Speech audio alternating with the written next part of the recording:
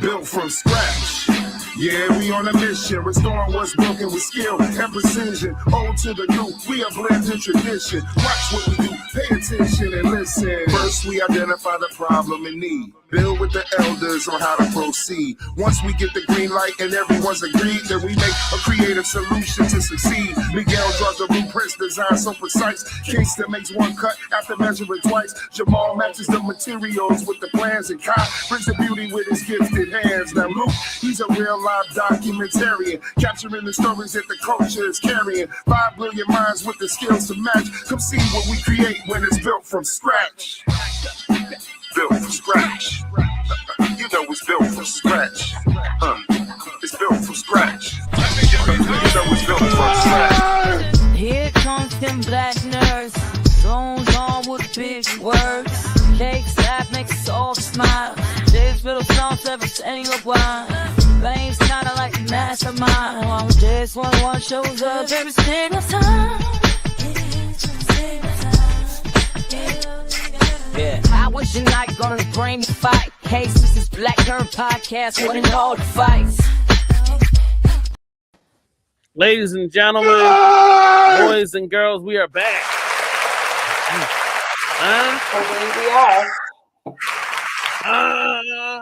We are. Look, I am refreshed.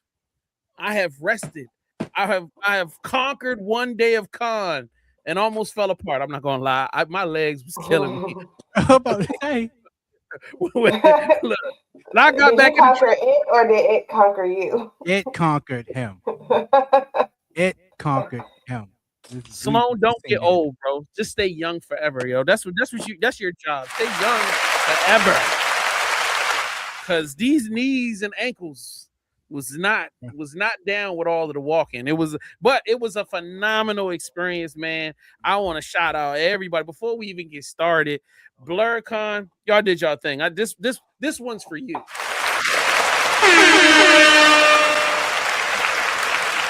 That was the biggest crowd I have seen at BlurCon, and I've only seen 2 prior. So I don't want to act like I'm the expert, like I've been there for all of them. But that was a huge crowd. It was so many beautiful Black people there, so many great and not so great cosplays. There was some cosplays that we're gonna post on social media that should not have been done, but they were. We had a phenomenal time. I'm sorry. I mean, not during the show, but later on. Yo, what's up, Remy? What's going on? Hey, Remy. Hey, Rem. Yeah, buddy. But ladies and gentlemen, if you're listening right now, this is the Black Nerd Podcast, and directly right here, this guy right here, that's Fame, man. How you doing, brother?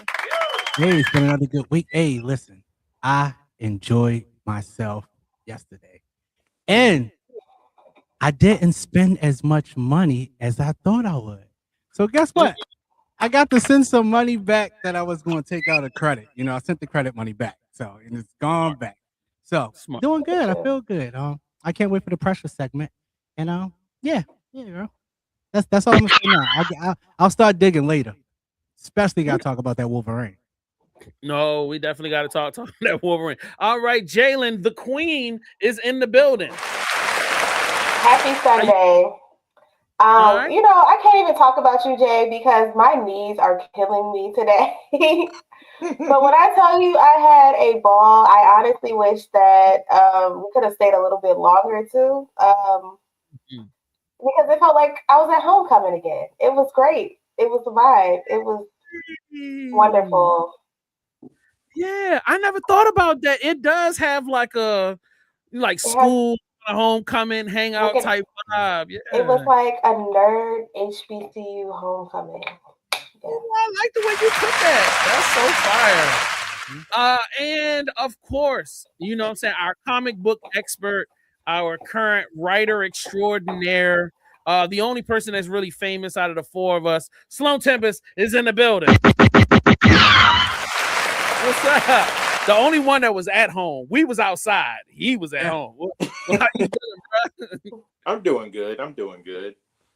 That's what's up. You was hoping that you was stay home because you ain't want them crowds to come chasing you down the street. I got you, man. I got you. No, what you been saying about my favorite heroes? Get over here. Who knows? I probably would have someone who don't like me there. I pissed off a lot of people who love to go there. Man, that's where you're wrong. Black cons be the most like laid back, everybody loving up on each other, chilling. Man, it's such a great experience, man. Even to the point where we were able to meet our guests for today. Like, you know what I'm saying? While I was in the truck, I was in the truck about to they were about to helicopter me out of there. Yeah. Fame was making real connections, man. So Fame, if you would be so kind is to introduce our guests for today. Yes, today we got extra lucky. We got somebody who's a lot more experienced in the con world than we are. And no, I didn't prepare a proper introduction because I really thought my boy was going to come through with me today and had that link for me. But nonetheless, I believe I have the name completely right because y'all know how I mess names up as bad as Jay is with his Mayweather spelling. So Asheru is here today. He has done the intro for Boondocks, as you all y'all know how this goes.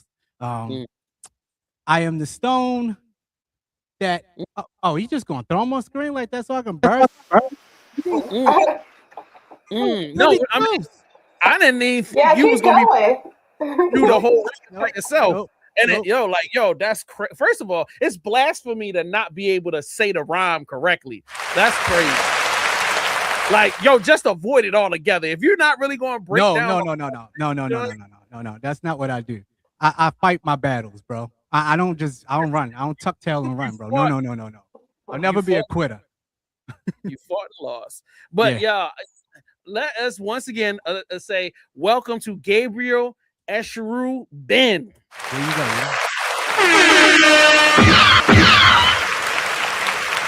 How are you feeling today, OG? I'm feeling great, man. No complaints. How y'all feeling? I'm like, my man, my legs were killing me after yesterday.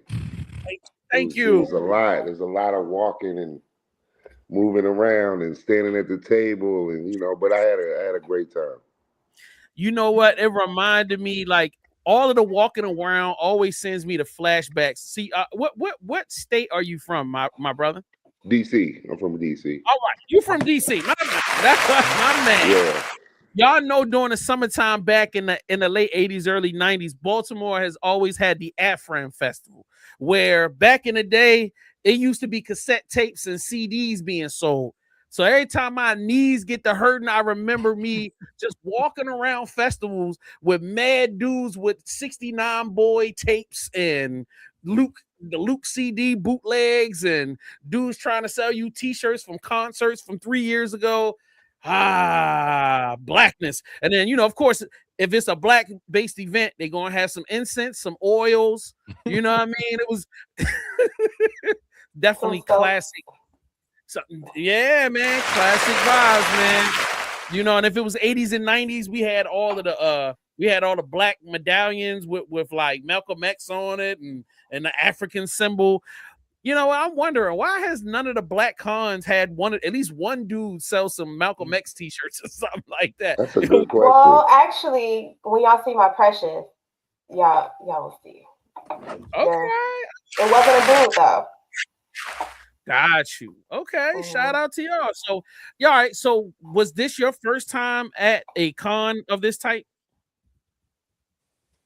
Yes, sir. For you? Me? No, not at all. I mean, I was at the first Blurred Con. I've been to maybe 5 Blurred Cons over the years, performing and setting up a vending table, stuff like that. But since my first con ever, I think, was not my first, but it was one of my early, like first 2 or 3 was Blurred Con.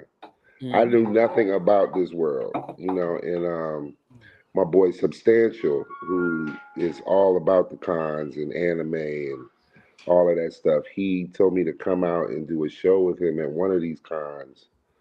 And I just got the bug after that. And then every year we did Blurred Con, Momo Con, Anime Con. We've done a bunch of them, you know what I mean? And so I was just kind of tagging along with Substantial, you know what I mean, and doing that. So And then I hadn't been to the BlurCon for maybe a couple years, and then this year I got a call again about it, and I was like, sure, yeah, I'll pop up.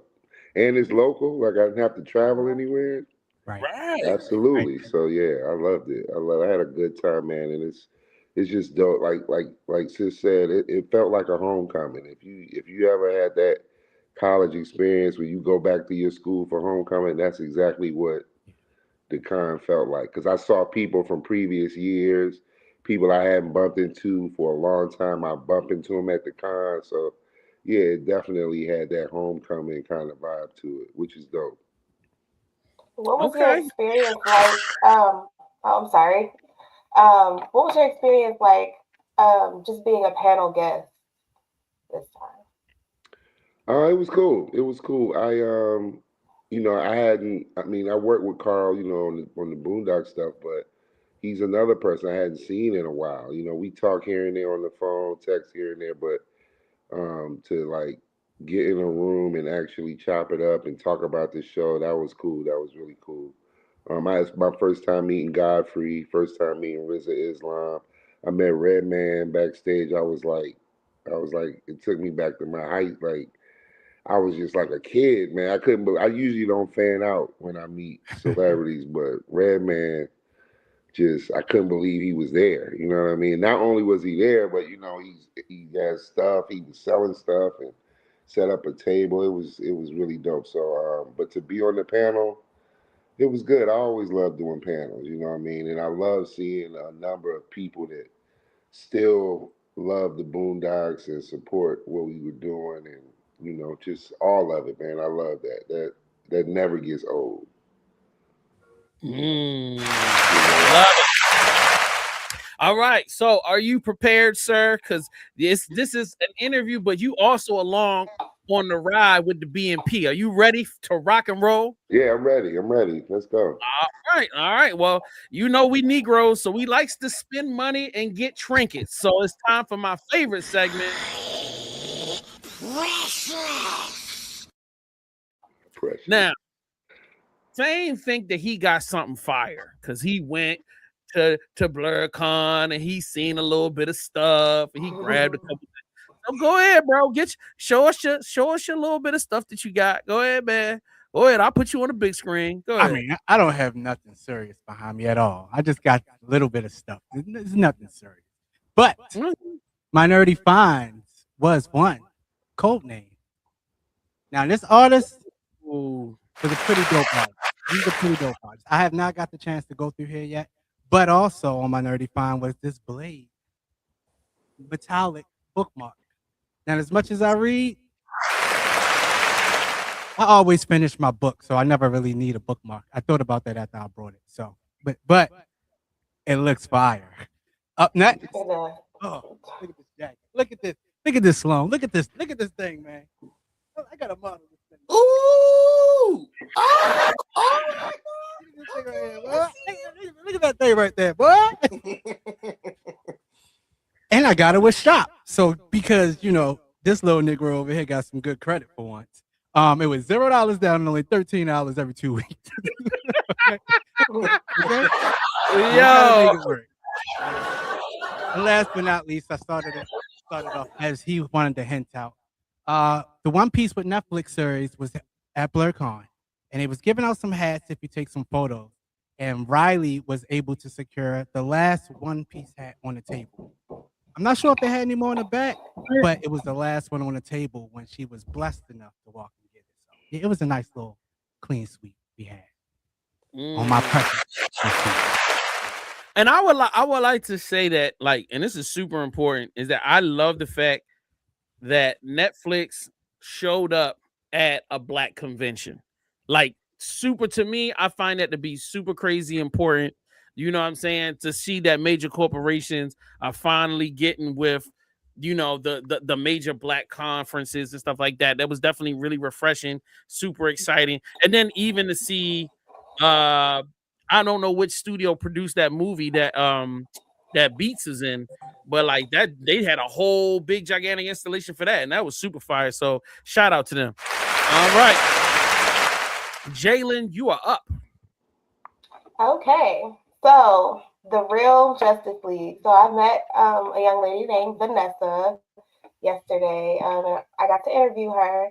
She has her company is called Planet Nerd, and she creates T-shirts and other items that are for the Black nerds.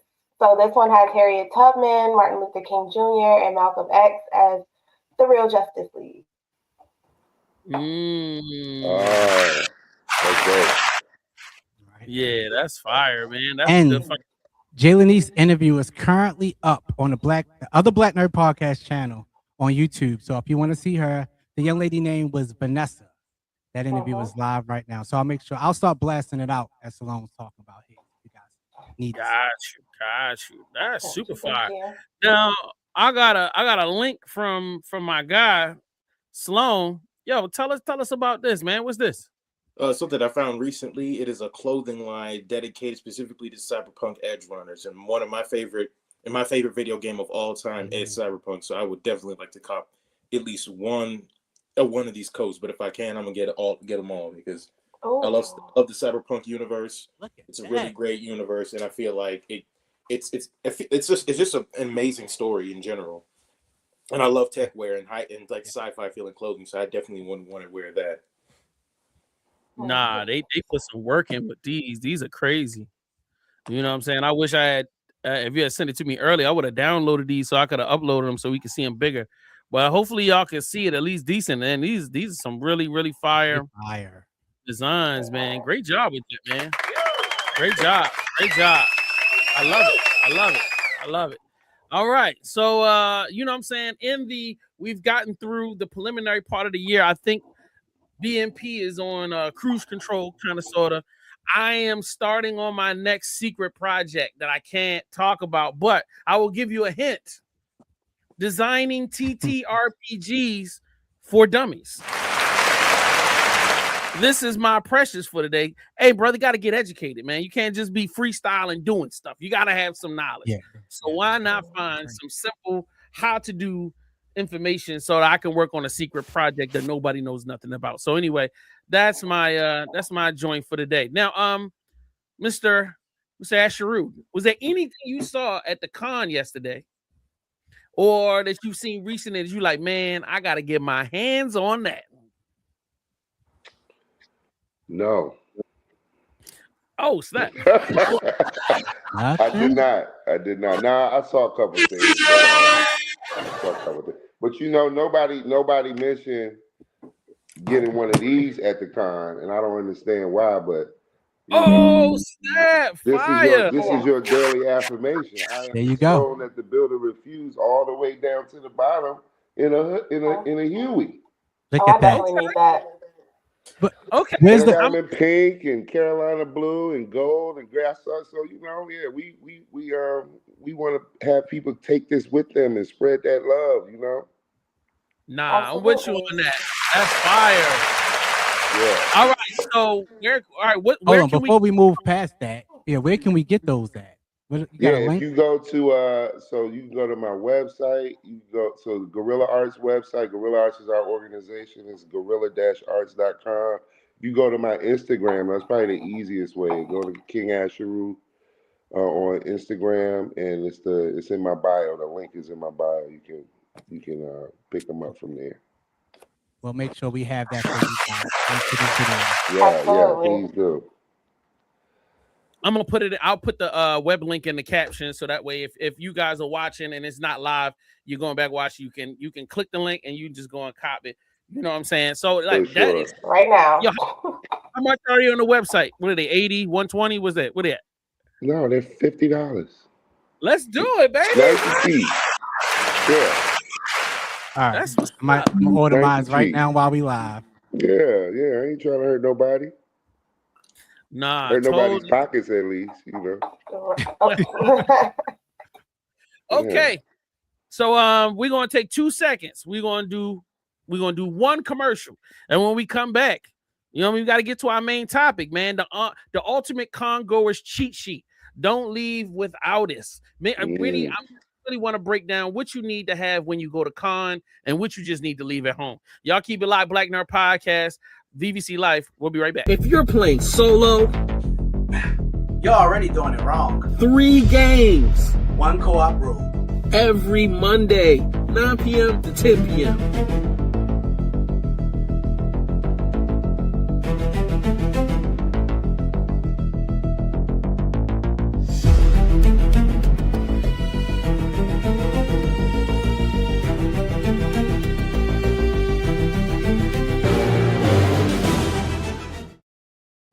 All right, we ain't about to be wasting no time. We're here for this.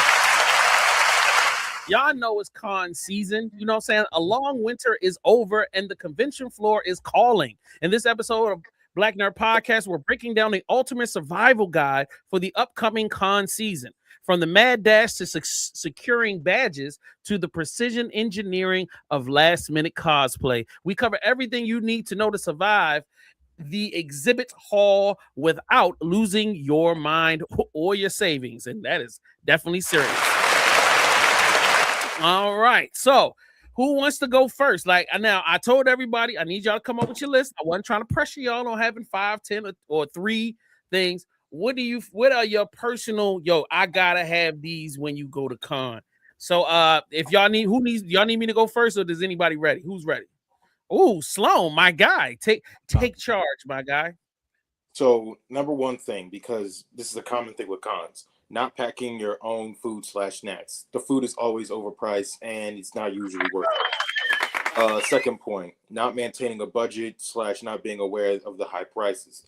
One thing I've been victim of many times is not maintaining my budget while I go there. Because I love weapon props, so I be getting different lightsabers, different swords, this, so forth and so on top of different trinkets I see, and that usually burns through my money. So not keeping a budget is a mistake, and not picking a comfortable cosplay. One time, the very first time I cosplayed at my local con, Anime Blues Con, I had a long sleeve outfit on. It was a long sleeve and long pants cyberpunk outfit. Problem, it was in July.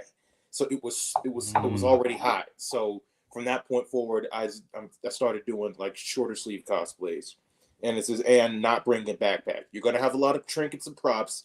You need to bring a backpack to help move them around better, kind of thing, because your hands are gonna be full. But sometimes you're gonna want to use a specific prop to take a photo with, or better yet, pick up something and look at it. But you can't do that with a bunch of stuff in your hand. So a backpack is your best option. So that's my 5 right there. All right. Fame, Jalen, who wants to go next? I'll go next. Okay, so having a plan for parking for one. Whether that you need to pay cash, whether you are paying at the parking meter, just be prepared for the parking situation. Because we were like minutes away from getting towed. Not even minutes. Could have been seconds. You never know. But that's one. 2, having the amount of money that you need in general. Having different ways to pay for things in general. If you are filming, making sure that, batteries and everything are not dead. Same. Things like that. I'm trying to think, what's something else? Comfortable shoes. Did Sloan already say comfortable shoes? Nah, he didn't say. Okay, comfortable shoes. I saw a lot of, especially women, and their cosplays looked amazing, but they had on heels, and after a while, that walk was a little wobbly. So you just want to make sure that you're prepared for the amount of walking that you're doing. Fame, launch it off. See, you guys hit it out the park for me, while also throwing me under the bus. Thank you. I love it when you guys do that. It's just amazing. So, at least this is only my 3rd con, and Salone had very valid point. Me, as being a vegan, was really tough looking around there for good food. So I had already took the first step of bringing my own food. Jalen was right. I forgot to charge I didn't forget. None of my batteries charged. So I didn't have a good microphone. I didn't have a backup battery for my phone to charge in. and I couldn't even bring my DSLR camera, and I had to rely on Apple. Oh, it was disgusting. But we made it work. We got good footage. Don't be like Fame, as Jalen would say. So my one tip: leave your kids at home. Just leave your kids. Just don't bring your kids in your pockets. It'll save you time. I seen one little boy just fall out on the ground and had to get dragged around. Don't bring them. Don't do it. Don't do it. Yo, did you just throw Riley under the bus, bro? That's crazy. Listen. I'll never have money. Never. It's just over. It's over from here on out. I'll never have money. And it was like she was making valid arguments for everything that she wanted. It's like, how do you say no? That girl can negotiate. She'll believe me. She counts my pockets every day. She definitely a negotiator and a demander. Yeah, for sure. All right. Mr. Asheru, did you excuse me, I apologize. Do you have any recommendations or tips for con-goers? I agree with a lot of the stuff you all said. Comfortable shoes, snacks, for sure. For me, I wish I brought a Wi-Fi router, like a personal hotspot, because the signal was terrible in the bottom of that hotel, and it always is terrible. We notice every year, but we keep struggling through it every year. So I think I'm gonna bring a hotspot next time. What else? I brought a wagon this time, which was helpful because you got to carry a lot of stuff. I don't know if they sell bags or if they have bags available, but somebody could make a killing just making bags to carry all the stuff that you're buying in the vendor place. Thank you. I'm taking that information, sir, and I will be using that information. Great job. Yeah. Pod bags. Pod bags. Woo! I'll cut you in, bro. I'll make sure you get a piece of the profits. Don't worry about it. I promise. I got you. You can hold me to that. All right. So these are my simple, recommendations. Nobody listens to me anyway, so we'll see. Number one, this is a social gathering. Make sure you charge your social battery before you leave the house. Don't come thinking I'm just going to sit in the corner or I'm not, nobody's going to see me. There are thousands of people there. There are going to be crowds. And I'm going to say it like this. As a person that's antisocial, I don't even know, but like I get into my spaces where I don't want to be social. It's not as much of a good experience if you're not socializing. A con is just a space with a lot of people in it. If you're not open to meeting new people, having conversations about whatever, about going to the panels or going to the parties, or they have specific areas dedicated. If you wanted to play tabletop RPGs, they have whole rooms for that. They've got areas for you to play video games. This whole event is based around connection and social interactivity. If it's not your vibe, you're not going to have fun. And you're not going to see the value in spending the amount of money that you spend on these cons if you are not willing to just be friendly and connect with people. Now, I will tell you the good news. I've never met one negative person at a con. I've never met an unhappy person at a con. I've never met a person that wasn't friendly or at least willing to be helpful. Or if you bump into somebody, you step on, nobody's ever given me attitude or had beef or problems. It's always been love. So if you have anxiety of, I'm going to meet some weirdo person, they're going to be weird, but they're nerds. Guess what? We all weird. So you'll be fitting right in with all of the rest of the people. So that's you may be, but I'm fine. Okay. Number two, don't bring all your money out the house. Don't put a budget together. I know these people said some really cool stuff. Look, if you saying you want to spend $200 at the con, do not have access to the other money that you have when you get there. Like leave credit card at home. No matter how much your budget is, you like, man, even if you said I got $1,000 to spend, ain't $1,000 worth of stuff in there. I promise you. You're going to see some stuff that you're going to want to buy, and you will easily blow your budget if you do not put guardrails in place. My guy Sloan said it. That was definitely one of my things, whereas if you can bring your own snacks and food, bring your own snacks and food. And when I say like whatever you might like chips, you might, bring you some stuff with you. They're not necessarily guarding for that, meaning that they're not going to stop you. Like, obviously you can't go around trying to sell some stuff, but if you wanted to bring stuff for your personal, I would say bring your own food. Also, I would say if you're going to con during the summer or even during the winter, be cognizant that inside of these buildings it's hot. And the more you move around, you're going to get hot. So even if it's wintertime, you go into a con, think about it. You're going to be outside for a small amount of time. Don't bring so many layers that the layers become a workload for you to carry. If it's summertime, bro, don't do it. Don't do layers because it's not going to work out for you. And Sloan said, the number one greatest thing, bring a bag, but don't fill the bag to the brim. Bring what you need that's necessary for the day. Leave space for your bag. You don't want to carry weight. And I'm going to sell from the rest of my team. A lot of times when we go to cons, we have press passes. So we kind of have responsibilities while we're there to shoot content, and we like to network and do stuff. And a lot of times at the end of it, we be exhausted. And I really haven't had as much time to really immerse myself.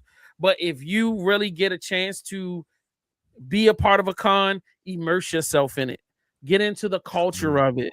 You know what I mean? Meet the people that run it. Try some panels that you've never thought about trying. Meet some people. Go and do some things. Really get into it.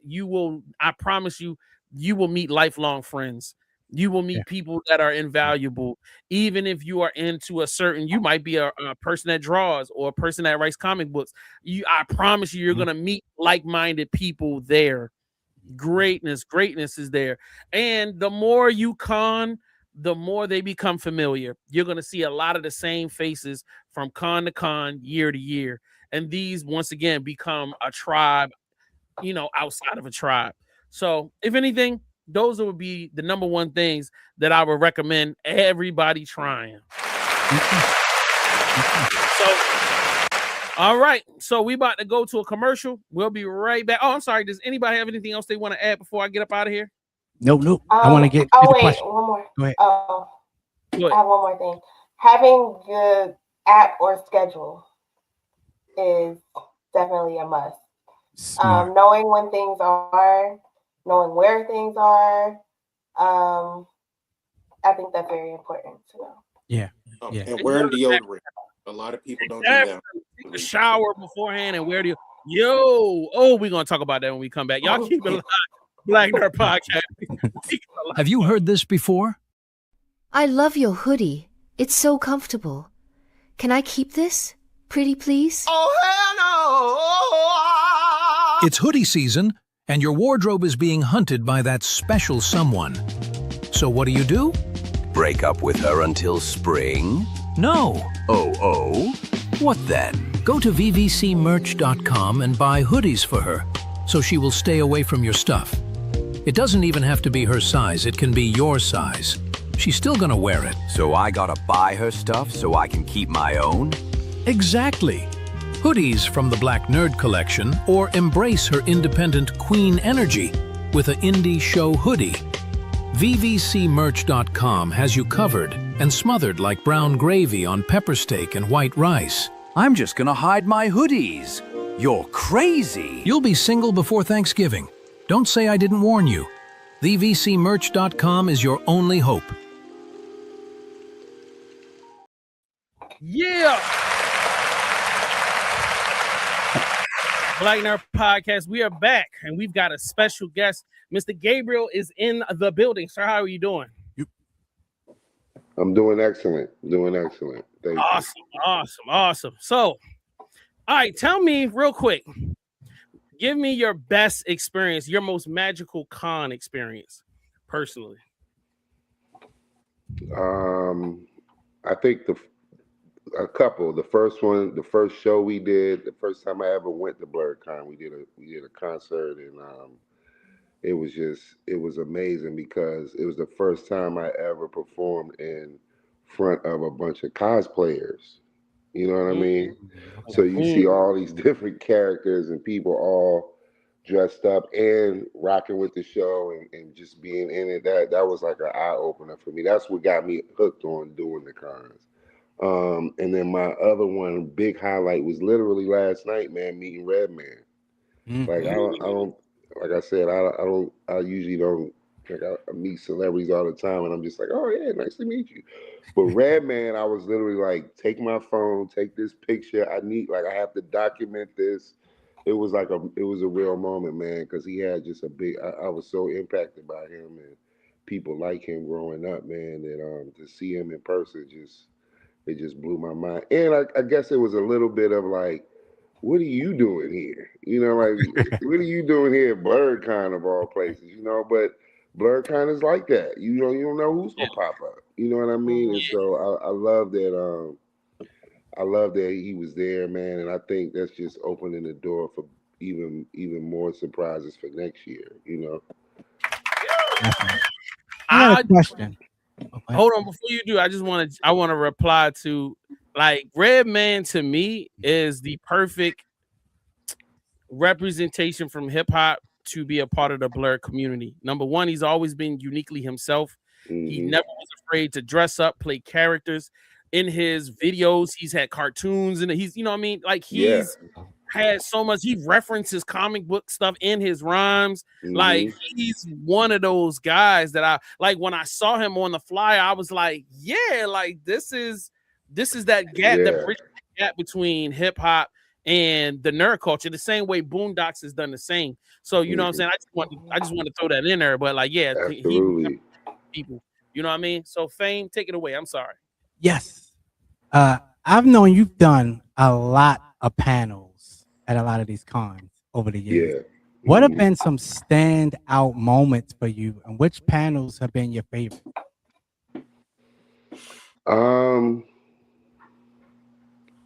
Yesterday's was up there definitely to be on the panel with Carl and other contributors to the show.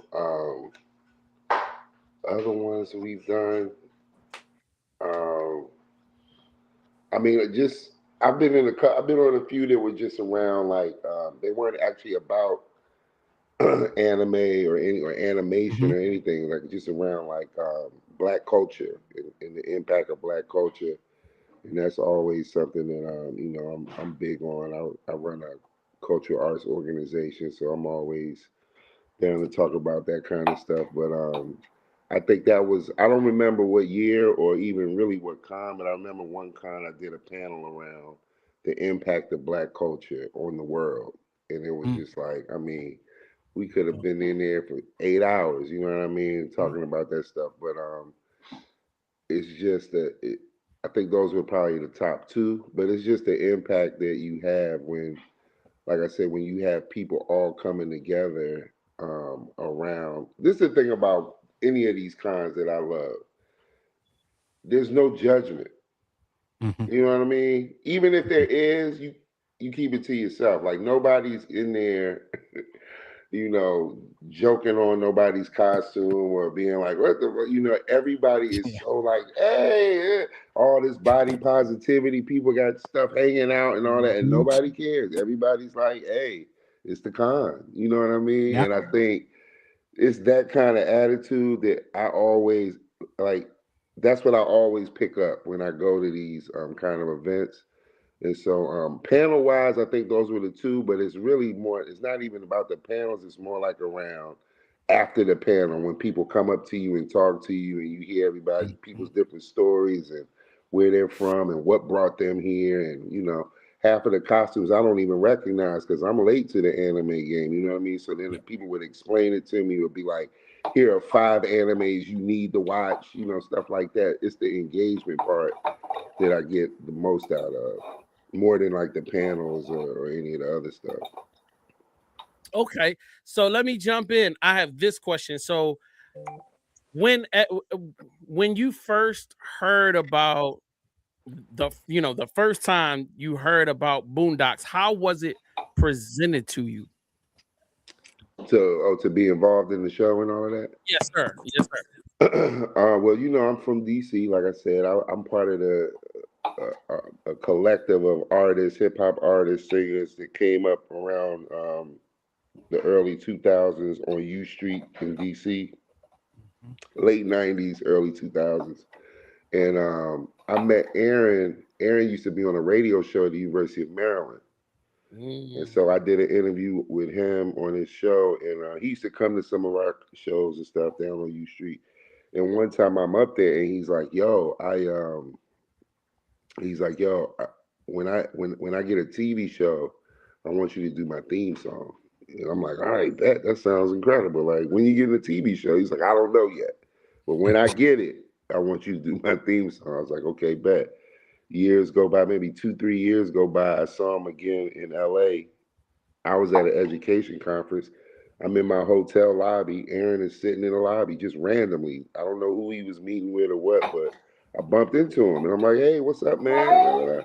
How's things going with the show?" And he's like, "Man, I'm almost there. Like, I'm meeting with people. We ain't got it yet, but it's coming." I was like, "Okay, cool." A year goes by. I'm back in LA at a Mos Def show. I'm walking out of the show and I see Aaron again. I'm like, I keep bumping into Aaron. It's so random. That night, though, I saw him. He's like, "Yo, we need to go sit down and talk." We went somewhere. I forgot where we went to go eat, but we went and sat down to eat. And he's sitting there across from me and he's like, "Look, man, I just signed my deal. The TV show's about to happen. I'm going to be sending you the beat in like a week or two, and I need you to knock this thing out and let's hit the ground running." And I'm like, "Oh, man, this is incredible." Like, I'm laughing because I'm like, "Man, you've been talking about this for like 6 years, and now look, it's here, So then I get back home and he sends me the beat.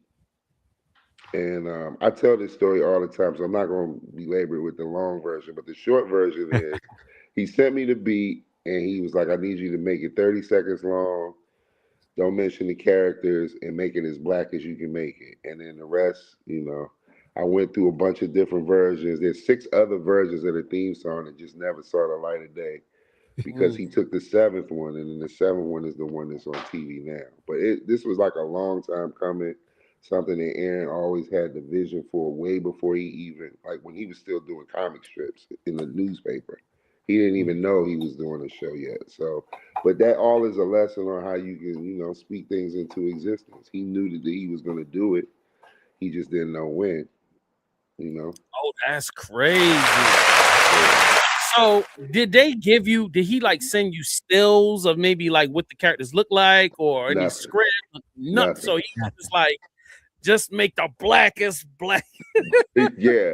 And my first 2-3 versions of the songs were all like, "I'm the blackest, the blackity." And he was like, "Yeah, that's cool, but nah, I don't want that. I want something like, I need a subtle black." You know what I mean? Right. And so that's why the version that you hear now is like, every line is some kind of reference to black people in America. You know what I mean? But without it being overt, like in your face. And so I think that's why he picked that one, and the rest is history. But then for the other, like, there are other episodes that I made music for. So like the Itis episode, he called me. He said, "Yo, I got this scene coming up in the show where they're eating at a cookout." He's like, "I need you to make a song about black folks at a cookout. Like, talk about playing spades and potato salad and shit like that." I was like, "Okay, cool." I made that song. He didn't send that one back. He heard it and was like, "Bet, put it in the show."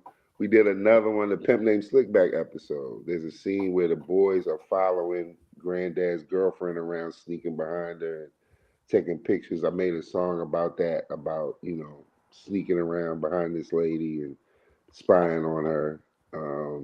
And then the last piece was the Martin Luther King episode, the speech that he gives at the end of the episode.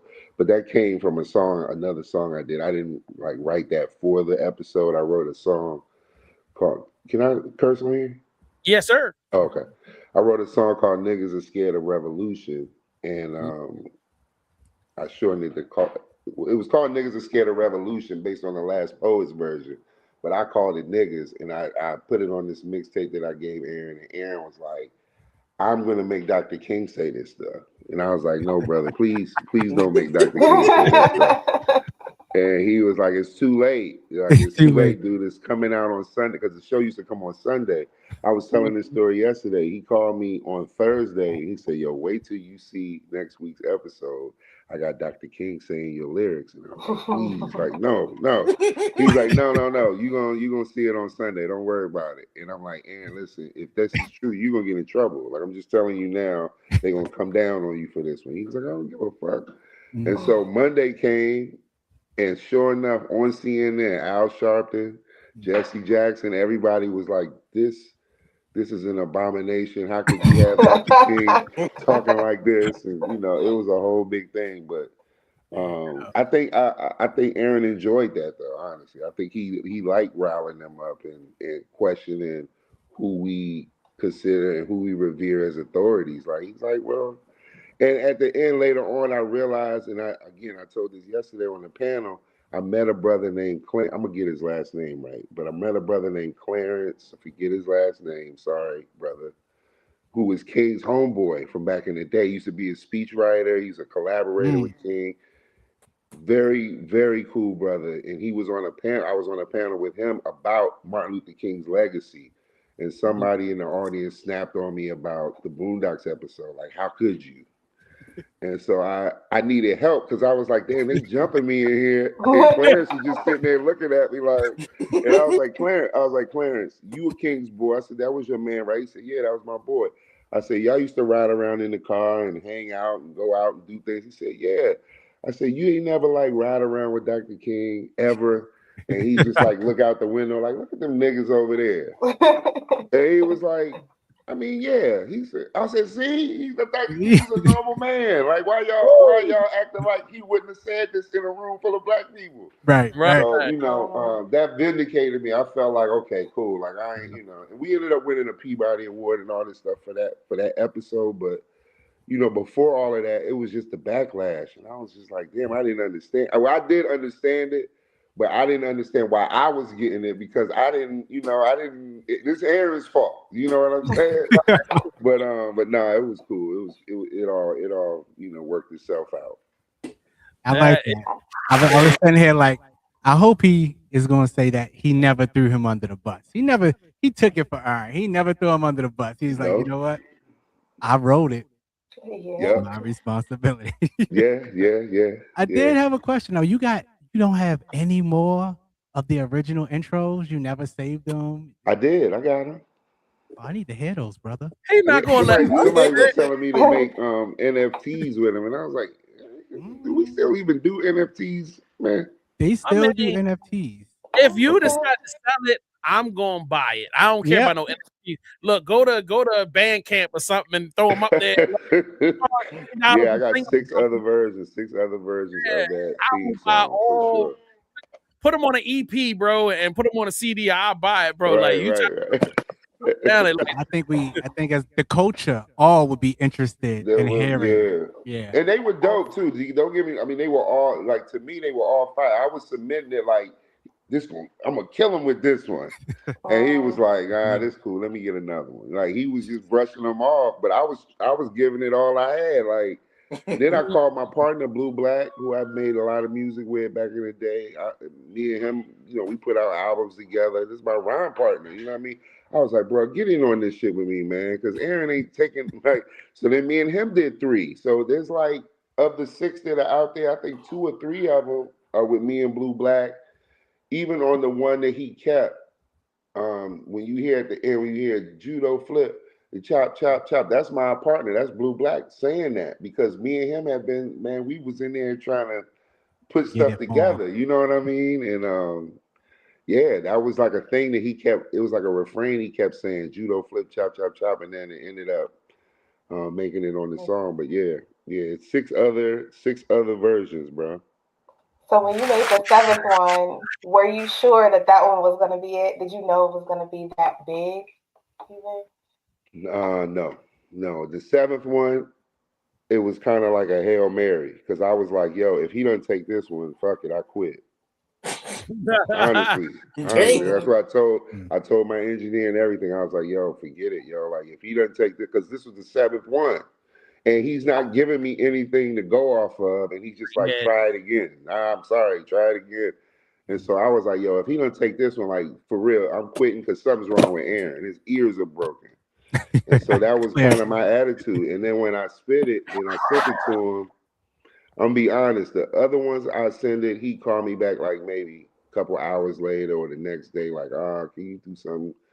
This one I sent it to him, he called me back like 15 minutes after I sent it. And he was screaming like, yo, this is the one. Oh my God, you're not gonna believe. And so when I went out to see it for the first time, I went out to LA and they had like a release party and all that with Regina King and John Williams, like all of the actors from the show were there. And it was my first time meeting all these people, but it was also my first time seeing it on camera, right? So we're all standing in this bar and it comes on and I hear my voice and to see the intro, and I was just like, holy shit, man. And I think Aaron was saying that he picked that version. He was like, man, you didn't even see the opening intro, but when you say I'm the ballad in the box, the bullet in the gun, he was like, it lined up with when Riley pulled out the water gun and all that. So he was just like, man, you don't even understand how this shit matched up, you know? And so now when I look back on it, just even as a creative, as an artist, I always think back about how, you know, you sometimes you want to give up, you want to quit because you just like this shit ain't working. But you know, if you stay persistent with it, you don't know what'll happen. You know what I mean? You never know what will happen. And when I wrote, like even when I wrote that nigga song, I didn't write it thinking, yo, one day I'm gonna win an award for this shit. I just wrote it like it just was I just felt inspired to write it and I recorded it and I didn't think anything of it. You know what I mean? And so sometimes you don't know what's going to happen, but you got to just answer the call. Like as an artist, you got to answer that gnawing feeling like I got to get this shit out. And whatever happens after that, like it could have flopped. It could have been like, yo, that shit is trash. But I had to get it out. You know what I mean? And I think that's what I learned from all of this. Like those other 6 versions aren't trash. They just weren't the fit for that project, but I still had to get it out, you know. Word. Okay, I'm gonna say one more thing before you have to move on. I know you do, brother. I think it's dope how you just told the story of you have to get it out and the universe bringing everything with Iron just together, and that goes to show how you were actively just always working and still on the move throughout your journey. So it was God was still lining things up for you, and then it's a blessing how it ended on 7, and I'm just sitting there like, look at that. How we universally call 7 that lucky number, and boom, on that 7th one. Yeah, that's right. It's the 7th one. Yep. And I know that because I went through it. So I was counting. I was keeping count. Like you keep saying no, you keep saying no. But yeah, the 7th one, man, was the one. And I mean, even now, like I still make TV shows. I still do, work on shows and stuff. And that stuff still stays with me. Like, even now, like if I get feedback like, oh, that's dope, or nah, can we tweak this or can we change that? I don't take none of it personal because I'm trying to match the music to what your vision is more than I'm trying to get my ego rubbed on.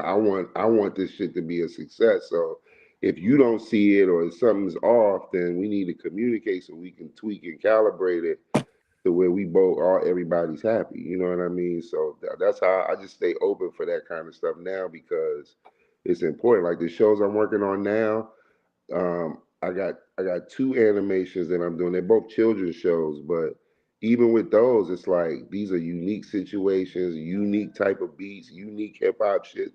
You've never heard any of this kind of music on an animation or on a children's animation. Definitely not. But it's the direction that the creators of the show want to go in. So I'm like, bet. Like, all right. I didn't even have to sell you on it. Like, you want this. Okay, cool. Then I'm going to give it to you then. You know what I mean? So that's the beauty of it, man. Just staying open and collaborative. You never know what's going to come out of it. Okay, real quick, because I want to be able to link what we just talked about with what we played in the pre-roll. So, we heard this. Tell us about your involvement in this. Like, built from scratch. Yeah, built from scratch. Yeah, that's it's a children's animation. It's a STEM, science, technology, engineering, math. Well, really STEAM, science, technology, engineering, arts, and math. It's a STEAM-based animation for young people, and it's featuring these 5 boys, specifically 5 boys who are of multiple backgrounds and identities, but they all are coming together, kind of fixing and rehabbing different places and landmarks around the world. So they kind of come together like Voltron. Actually, the creator, this is how he phrases it. It's Bob the Builder meets Carmen Sandiego meets the Wu-Tang Clan. Nice. So it's like these 5 kids, they get called, they're like, yo, we got to go to Egypt and repair this pyramid door. Then they go to Egypt and they learn about the culture and they meet with the elders in Egypt that are telling them, hey, we need you to fix this and this is why it's important. And then they come up with a plan to fix it and they draw up the blueprints and they work together. So it's a show about collaboration, working as a team, but it's really like science. The science is slipped in there and it's showing a different side of Black boys. Like you see that big chunky brother that's in the trailer. You know, you think he's like the heavy, he's like the one that carries the lumber or whatever, but he's actually like the leader of the group because they don't usually show that. Then you see the white guy on the left with the camera.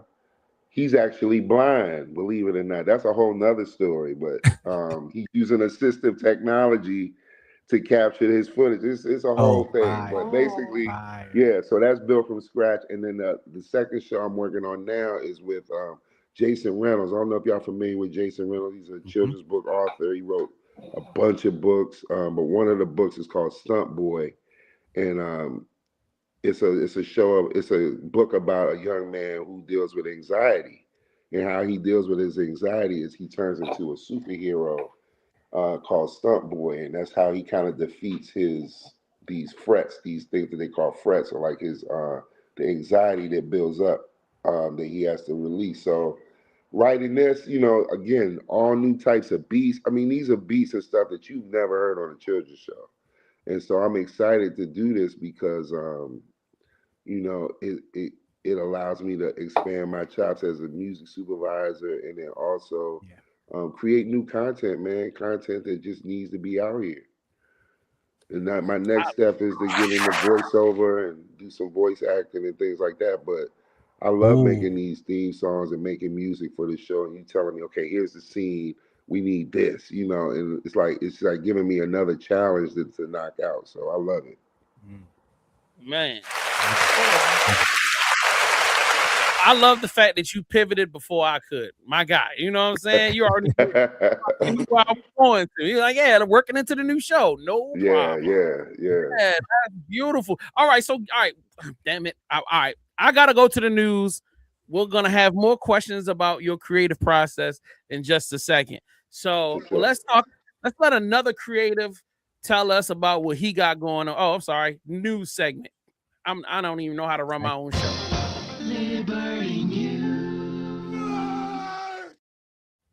Come on, Sauce Walker.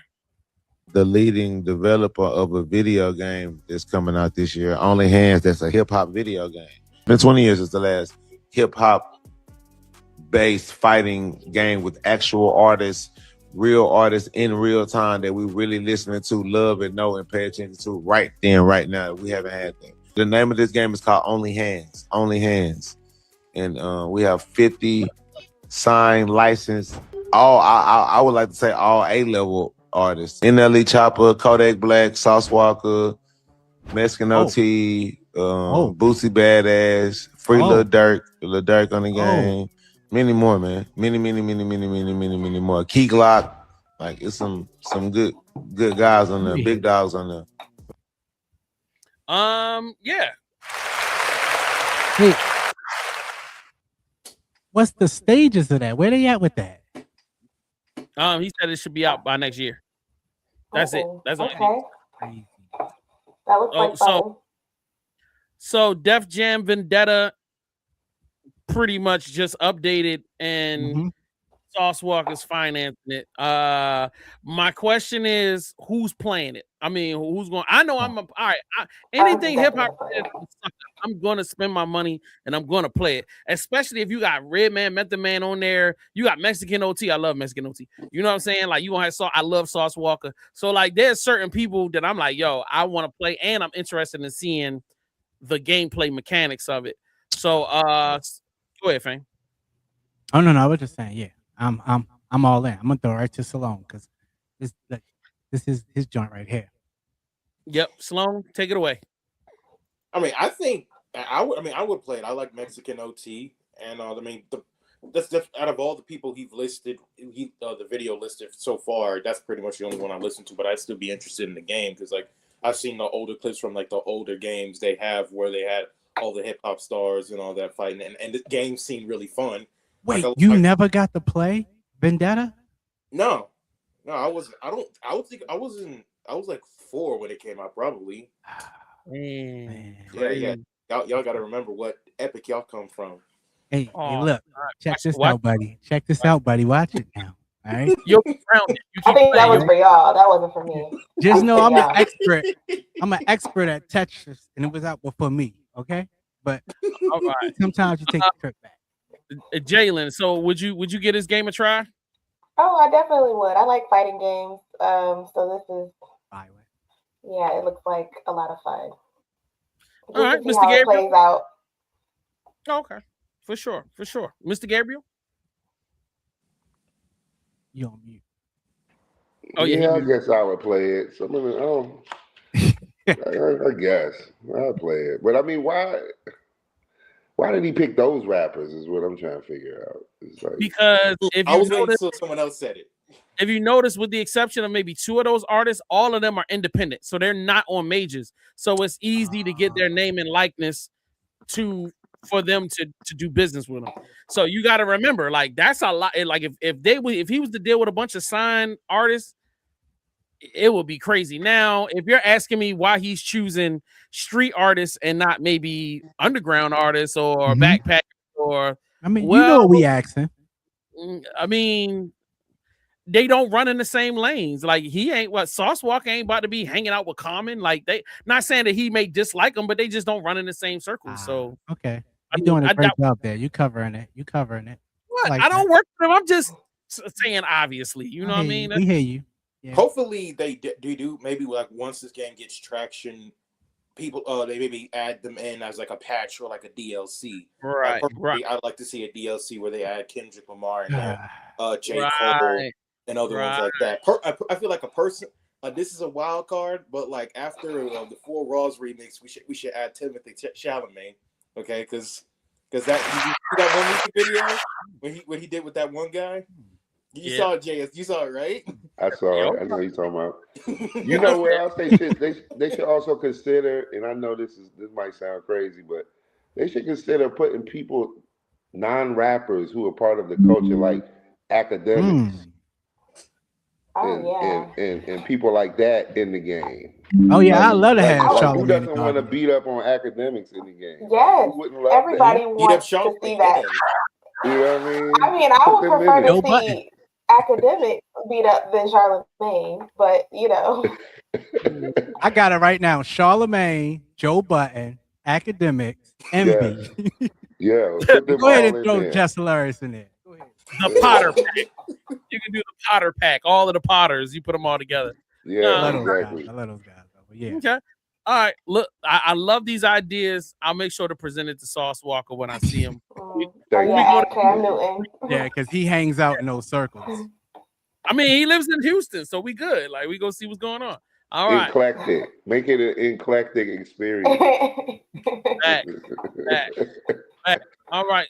Let's get some Xbox news, people. There's more to this story. It includes a brand new Xbox console. Not too long ago, PlayStation said they would stop putting their games on PC, but then they released a controller that was PC ready, which was a bit confusing given their new initiative to bring back straight up exclusives. But then, earlier today, Xbox just announced a brand new console. They're calling it Project Helix, but what does this have to do with PlayStation? Well, allegedly the new console fuses PC and Xbox, meaning you can play your PC games on Xbox. And in order to avoid the why get a PlayStation allegations, Sony pulled back. All this kumbaya shit is over. The boys are fighting again. And if you are a real gamer, you are excited because this could possibly mean some cool new products for you. But we shall see what they mean when they give us some more details. They'll probably give us some more details at GDC. That's next week. And until then, discuss your thoughts below and make sure you follow for more video game discussions. So it's a Hail Mary for fame. That's what you call it? A Hail Mary? That's what it is. You were lucky enough to be right today. Like, you know. Oh, you think what I do is luck? Oh. Coincidence. I study the game. I'm a player out here. I'm an all-star baller out here. I know what Microsoft got up their sleeve. I mean, after the new Steam console, I feel like Xbox they're pulling any trump card. Well, Trump, I'll use that card loose. I use that word loosely, but because have you heard about the whole Steam? I think it's called Steam Machine, whatever it is. Steam Machine. Wow. Yeah, basically allows you all the stuff you could play on Steam, including mods, you can play on a whole TV screen. So if that releases, I feel like Xbox is going to get nuked. So I feel like that's why they're doing this now. Yep. All right, the game is the game. Anybody got anything they want to add before I move on? I told you so.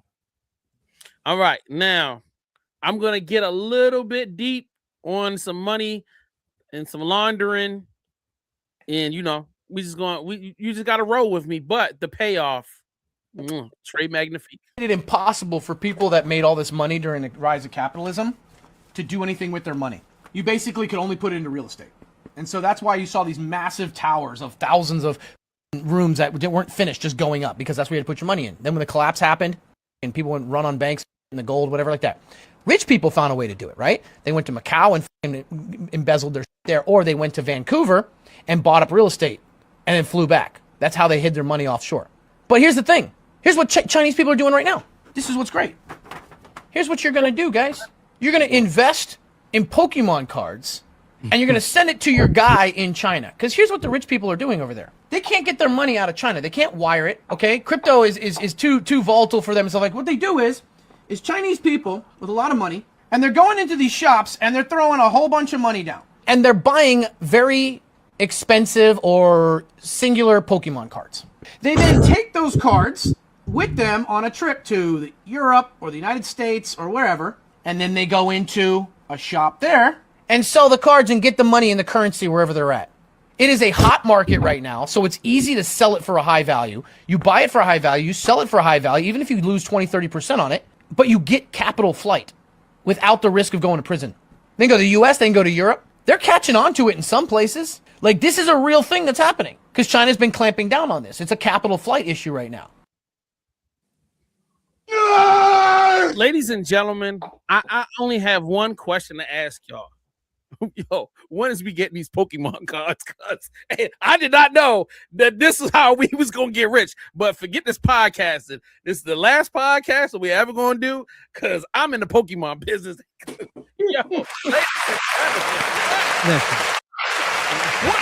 what are we talking about here? If you don't know, Logan Paul just sold, and I feel like a snitch even talking about this on there, but at least that brother Caucasian, I don't feel that bad. Listen, $16.49 million for a Pokemon card.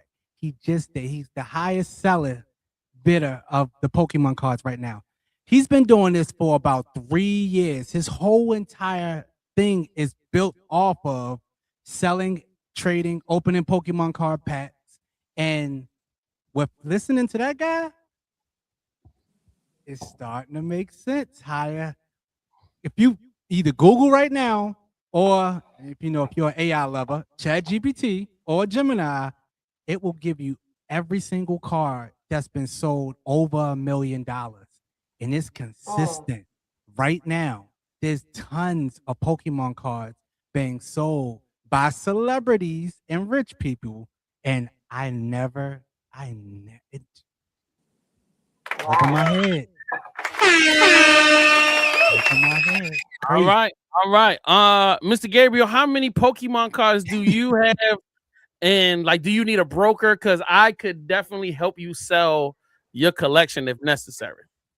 My son has all of them. I buy them for him. So I know I need to go and look into his books. Time to read the stash. See what he got going on in there. Your son might be way richer than You might be sitting on a gold mine. Right. You working for your son right now. What is you talking Exactly. about? Exactly. You go in there and scan something and be like, holy moly, cacciatoli. Like, woo. Do they have that? Do they have a Pokemon card scanner? Yeah, there's an app for it right now. We just did a Pokemon tournament. I can't remember it off the top, but I will make sure that I send it over to you shortly after. Yeah, please, man. Because the last con I went to, what was that? MomoCon in Atlanta, and I ended up buying a couple of those Pokemon like mystery packs. You know, they're like it's like $40, and you don't know what's in it. The lady was like, it could be, you know, one of these rare cards. It could be some, you know, you just never know.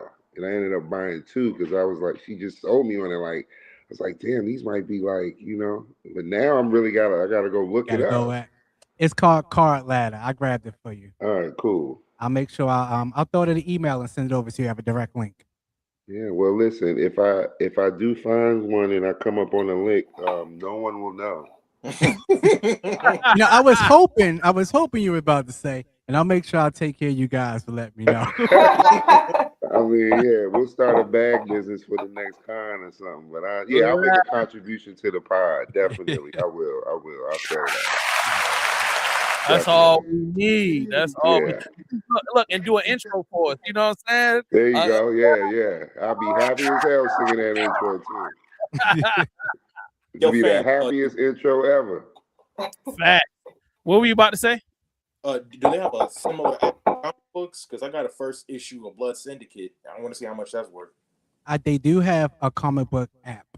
Jay, as you do things, I'll do what I do best. Yep. So what I'm about to do, we about to go right into our comic book segment. Yo, I'm coming on strong like I'm bursting through the page. Got that comic vibe, heroes rise, I'm ready to engage. Thoughts are heavy, but my mind's a canvas painted bold with the rhythm in my soul. Watch the story unfold, fighting battles with my words like I'm spinning. All right, brother, you know it is your time. All right, so today's comic book I present is Corey Kenshin's manga called Monsters We Make. This right here is a very underappreciated manga, and back when it was announced, back when the trailer was announced, I made a video about it because like this is a pattern I see a lot in the community where they'll hype something up just because someone's popular tied to it, but like ultimately there's a lot of noise around this stuff, but a lack of support, and this is one of the biggest victims of it. This series has been picked up by IDW itself, and they're being published through IDW. This is the same company that is doing TMNT right now, kind of thing, right? So the story of Monsters We Make is basically there's this cataclysmic event called the Eternal Night. And what happened, what it was, people, it's not really explained yet, but all it is, basically it covered the whole planet or something like that. But since there's been this city called New Eden, which we saw on the front page, which basically is like this whole utopia like city, because it's basically where people go to basically be safe, to make a good living, so forth and so on. Okay. But an ongoing issue with this city, because it's an ongoing issue across the planet actually, are these things called leakers. Leakers are basically, and this is a really philosophical comment, because leakers are essentially human beings who let their dark, depraved view of society basically be their belief. And due to that happening, they become horrendous human monstrosities. They can switch in and out of these forms, but they will always be marked with this brand. And I feel like that's kind of like a reference to the biblical mark of Cain. I think that's in my head, but I have a feeling that's what it's kind of a reference to, right? And basically, certain kids who were born during the event of the Eternal Night have this unique ability called tunings, which you can see on the next page as well. It's very Hunter inspired in terms of like complexity, how you use it, so forth and so on. But these kids are essentially recruited by New Eden because basically they go to the school and they do like this test. Every kid in the academy goes through this test, but those who score a certain level, it's like, okay, you can tune kind of thing, right? So they're then recruited onto this program called the Hound Division. Long story short, hounds are hunters of these leakers, and that the power system is cool, like how their suits work with it, all of it is cool. But the thing about it is, this isn't your typical Shonen Jump lollipop tootsie pop story, which is why I love this story. Our protagonist Jabari is one of these gifted kids. He was born with the ability to tap into sound waves. He can hear people across the city. He can and so forth and so on. But he is also really talented with music, and that is how he got into this academy, by being a great pianist. But the thing is, once he got into this academy, he tested high, and then from there, he was basically blackmailed. It's like, okay, you're going to be part of this program. And it's like, okay, why do I need to listen to you? It's like, because we'll kick your dad out his new job. You know, Mr. So-and-so, who works at this building. Yeah, we know him. So you best stay here, or we're going to kick you guys back outside of this city. You don't want that, dude. You work so hard to get here, right? No, I think his name is Jabari and all that, right? But one thing that I really like is the fact that while a lot of mangas will basically have these like a select few characters that they make cool, that they make unique, or they make interesting, and leave everyone else to the wayside, Monsters We Make does not do that. Each and every single character is unique. Each and every single character has their own drives, has their own motives, and again, the story is like surprisingly grim. It will have its funny moments, but then it'll just kind of bring you right back down to like, oh yeah, reality check. They're child soldiers hunting humanoid abominations born from the depths of human depravity, kind of thing. And it's like, it's just it's a constant struggle of like the ethicalness of killing leakers. Should we kill leakers? Should we not? Because at the end of the day, these are still people. They're just messed up in the head, kind of thing. But then at the other end, it's like, okay, but if you become a leaker, that is you willingly accepting this dark path, kind of thing.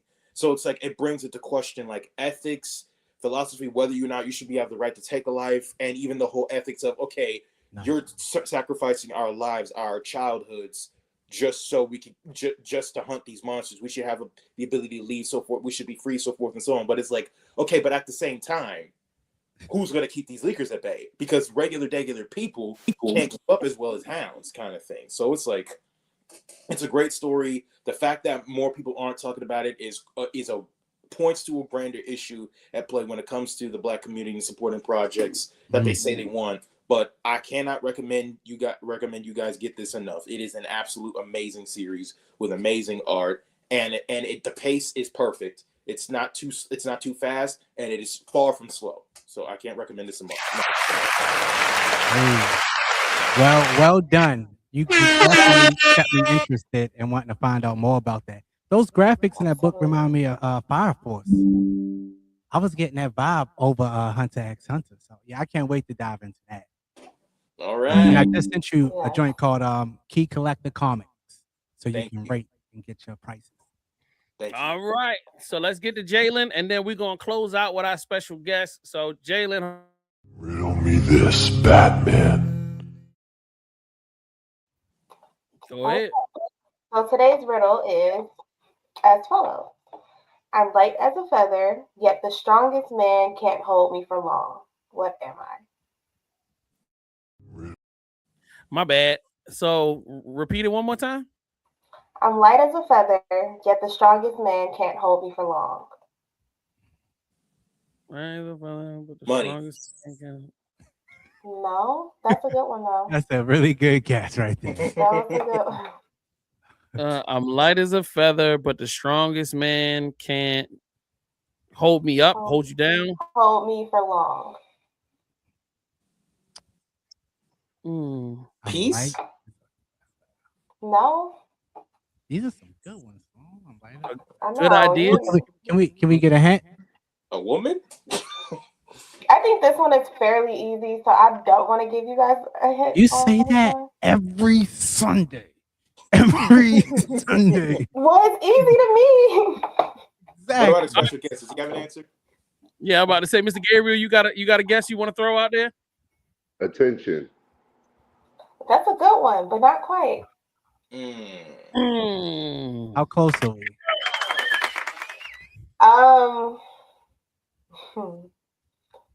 I'm trying to think. Was Sloan closer than any of his?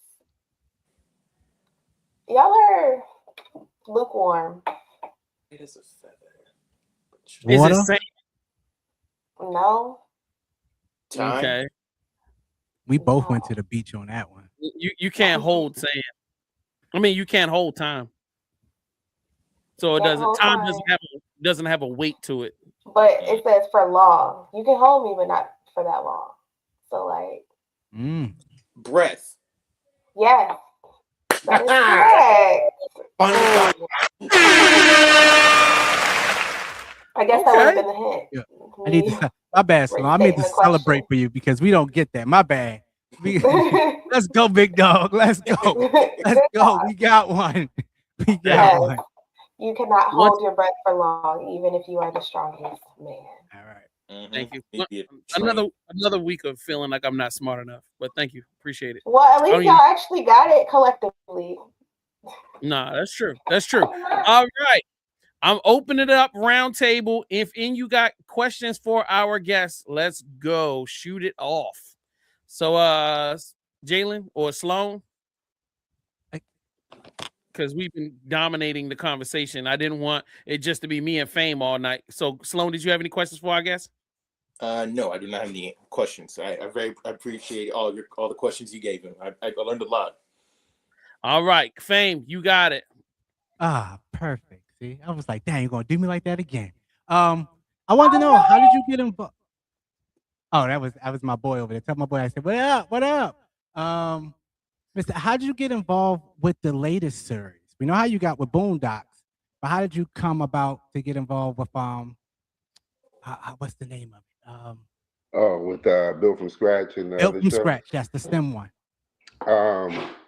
So when I've lived many lives, but a while ago, maybe 20 years ago, I was working at I was pushing this curriculum that I had called the Hip Hop Educational Literacy Program. And I was in LA working with a school, and I called a guy, he's like a friend of mine at the time. I called him to come and film me doing these classes. And he came out, he filmed me doing the classes, but then in the course of him filming me doing these classes, he got inspired. Like, I don't want to do film anymore. I think I want to be a teacher. So he stopped making film, went back to grad school, got a master's degree, and then got a doctorate in education. Now he's a professor at Drexel, and he makes maker spaces. He's like a hip hop PhD, does maker spaces and all kinds of cool community stuff, but he's also like this scholarly guy at Drexel. And he started creating TV shows. So his first show was Work It Out Wombats that came on PBS, I think, like a kids show. And then he just really got into making more content, for young people. And he called me, similar to Aaron. He called me and he said, yo, I want you to do my theme song. I got this show I'm working on, yada, yada, yada. And I'm like, okay. He was different from Aaron. He gave me all the details. He showed me the animatics, everything beforehand. He was like, this is what it is. And so I started by doing the Built from Scratch. And then that turned into, so that we put that out on YouTube Kids, like just a trailer. And it got a lot of response. And then Jason Reynolds, I've known because he's also from DC. This guy, if you're not familiar, look him up. This brother is like a prolific children's book writer. All his books have received awards. They're translated in like 60 different languages. He won a Genius Award. I don't know if you are familiar with a MacArthur Genius Award, but it's this huge award that you can't apply for it. You get selected. They select you, and they give you like $500,000 to just keep doing you. It's not even. It's like a crazy award to get. You know what I mean? And for a black man to get it as a children's book author, anyway. So Kareem, who produced the Built from Scratch show, was like, "Yo." He asked me one day. He's like, "Do you know Jason?" And I was like, "Yeah, I know Jason." He's like, "Can you connect us? We need to get on a call with him." And I connected him, and I swear to God, man, 2 weeks later, we were on a production call. Like, we making a show now. And they was like, "Ash, I want you to do the music supervision." So then I started like bringing together my producer friends, and we kind of have like this kind of like a Umar, like the Umar, like I don't know if you remember the Umar, Q-Tip, Dilla, and Ali Shaheed Muhammad had this thing called the Umar, right? So that's kind of how we are. We're like this kind of like Neptune's Umar kind of thing of music for children's animation. You know what I mean? And so we're doing both shows at the same time. And anything else that comes up, we're available for hire. But yeah, we're providing some unique soundscapes to regular cartoons. You know what I mean? And I think it's going to be a nod to people who have young children that are like of our age, our generation in hip hop. They're going to love it because it's like, even though this is a cartoon, when you hear the beats and stuff, you're going to be like, "Oh, okay. Some of us made this." You're going to be able to hear it and see and get those what they call them Easter eggs all throughout the different episodes. So I'm excited to do it, man. And yeah, the first episodes of Stunt Boy will be dropped in May for Mental Health Awareness Month. So look out for it. But it's all about how a little black boy deals with his anxiety. You know what I mean?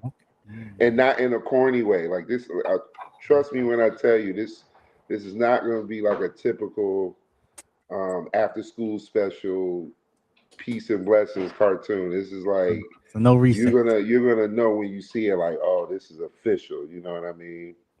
All right. And so I'm excited, but that's how I got involved. So basically, yeah. All right. Now, put the brother on the. My bad, Jalen. Go ahead.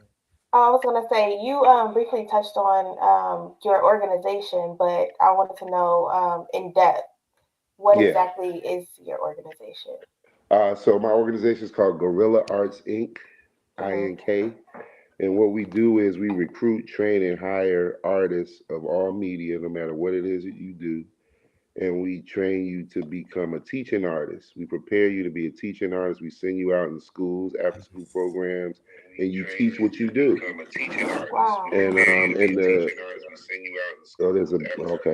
And the reason why we do that is because, you know, I'm an artist. I didn't want to be a starving artist, which a lot of us end up being.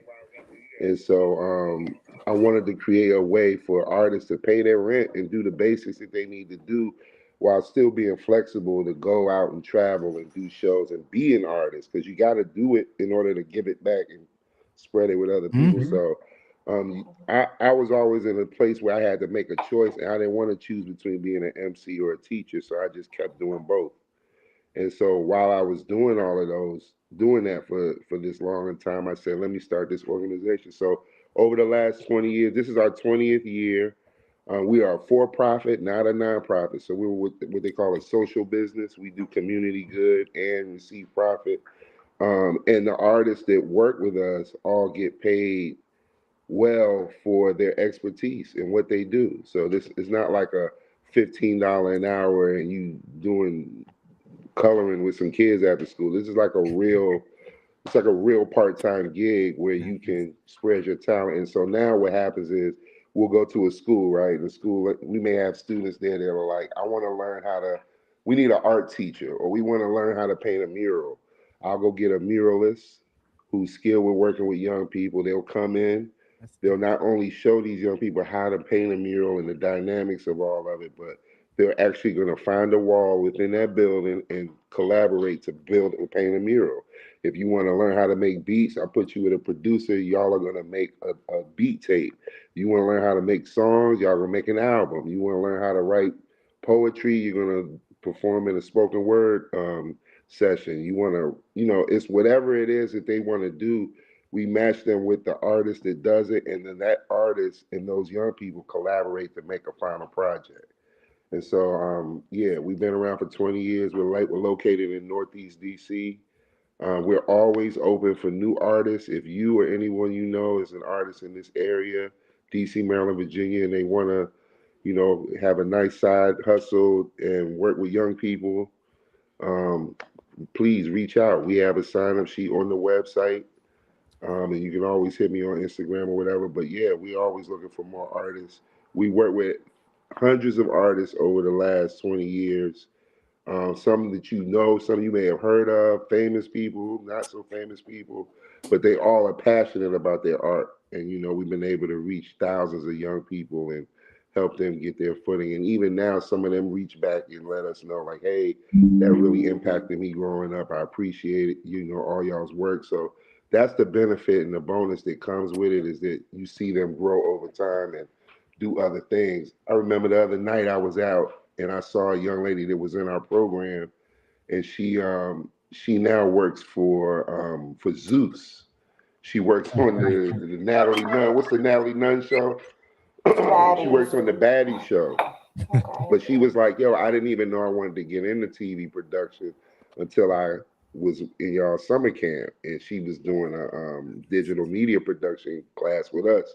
And so you see how it unfolds over time, but you don't know it in the moment. You don't know it until later on. But yeah, that's Guerrilla Arts. And yeah, thank you for asking that. But yeah, we've been around for 20 years, and we hope for another 20 to go,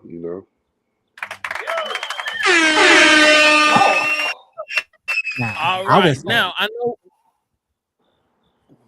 This is going to be the last one, Fame, and then we're going to wrap up. Go ahead. No questions. I was just going to say we would love to be a part.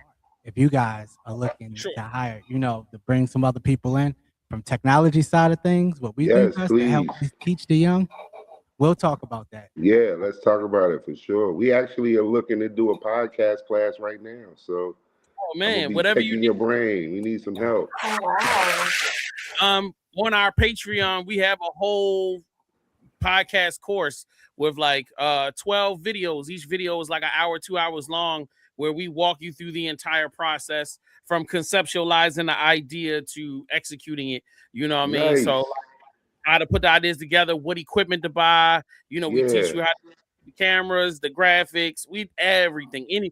Because we've all started doing our things individually, and we all had to round up. So that's the only way I know how to teach people. I don't know how to teach nobody. Go find a graphic designer. It's like, no, bro. Right. Canva, and this is how we gonna, you know what I mean? Like, you gotta know everything inside and out, even down to editing. So, like, if you ever need help, I 100% would like to be a part of that. Appreciate that. Thank you. I'm gonna reach out to y'all for that too, because we really do need that. All right.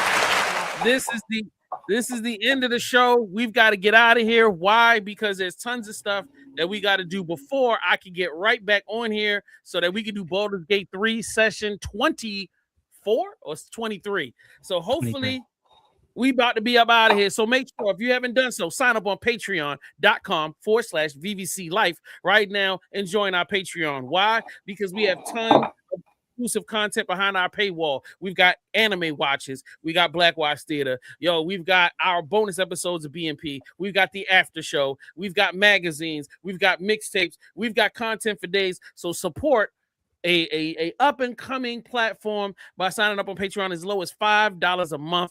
You could be supporting our entire movement. That's number one. Number two, if you haven't done so, go to vvcmerch.com. vvcmerch.com is the place where you can get all types of fabulous things. If you want a hoodie, if you want a blanket, I even have shower curtains. I do mean shower curtains. You get a shower curtain right now for $69.99 right up on vvcmerch.com. We've got t-shirts, we've got baby clothes, we've got pickleball paddles, we've got all types of stuff. Why? Because some of y'all don't like to buy shirts. Some of y'all just want random accessories like mugs, which we have, and cups and whatever. So go support by going through that and grabbing some of that. If you haven't also done so, make sure you support our brother right here who's got the Stunt Boy trailer. Go watch the Stunt Boy trailer, which we're going to do on our way out.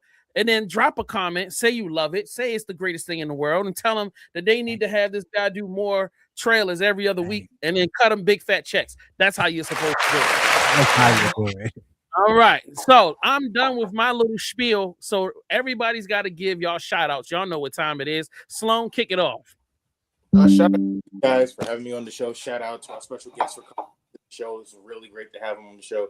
And shout out to my boys at the Abyss Walker Clan. Really great local cyberpunk Memphis cosplay group. Really cool. You guys should check them out. And shout out to my friend Pandemonia.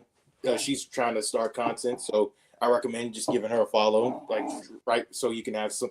So right when she drops it, you know, she can have like an already low audience. And just shout out to y'all in general for being for being great of a great podcast. Let's go. All right, Jalen. Shout out to the team. Shout out to our special guest, Asheru. We appreciate you for being here. Shout out to all of our subscribers. Shout out to all the creatives and just all the wonderful people we met and saw and took pictures with and interviewed yesterday. Everyone was just amazing. That's it. All right. Fame, give you a shout out. And first and foremost, shout out to Sweet Baby Jesus. And buddy, when I tell you there's so many people to shout out that it's impossible. So everybody that came through BlurCon yesterday, big shout out to you guys. Super, super huge shout out to you guys. Everybody that was rocking with us on the social media while we was at BlurCon, even bigger shout out to you guys for just following us and keeping in contact to see what we're doing, how we're living, where we're going. We appreciate that greatly.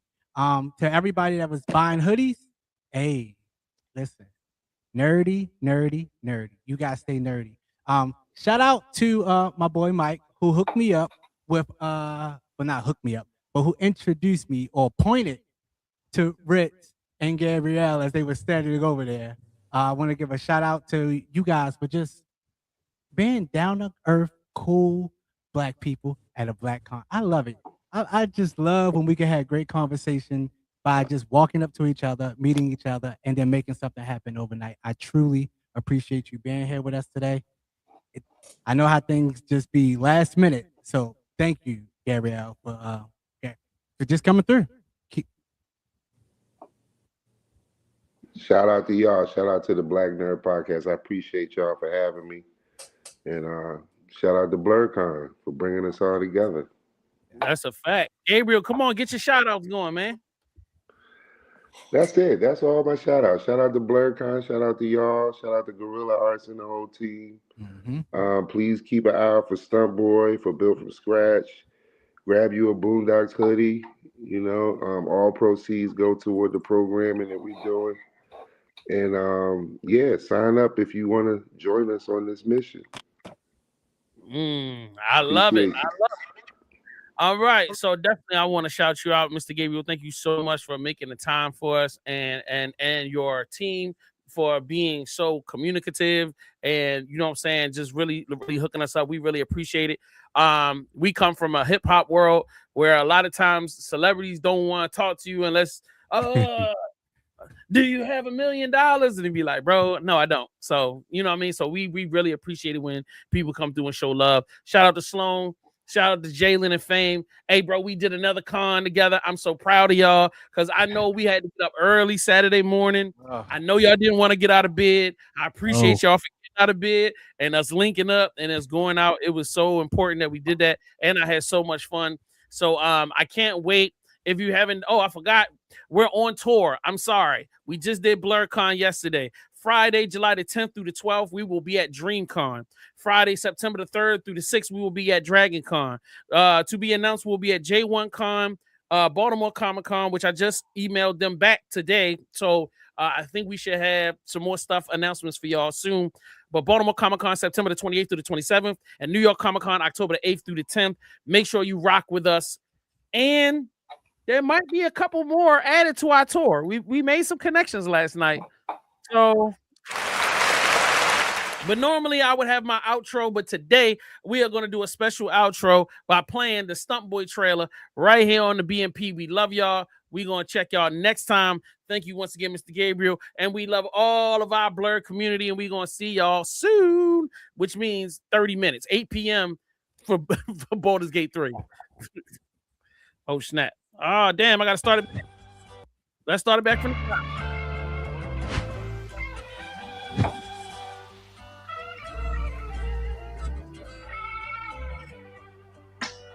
Our story starts with the secret that may be hard to believe. About a mild-mannered young man named Portico Reeves, who's living among us in a humongous castle. But when he gets the threats, things go supernatural. Who puts the villains in their place, plus a space to keep his fellow superheroes safe? It's that boy. He might seem fine, chilling in between time, but really in the meantime, it's a job for stuff. See, there's nervous in the brain that makes nervous in the body. He calls it the threats, Grant calls it anxiety. It shows up in many ways, it's never one thing, cause in the end, we're all hiding from something. Who do you call for Herbert Singletary, the worst, one of the villainous villains on Earth? It's that boy. You never heard of him. Only Zola knows that she would never dare mention a word of him. It's that boy. So many stunts, so many moves that come after. Samarama zigzag, potato bug, Blaster Blaster, that's just to name a few. And when you see him, that's exactly what he came to do.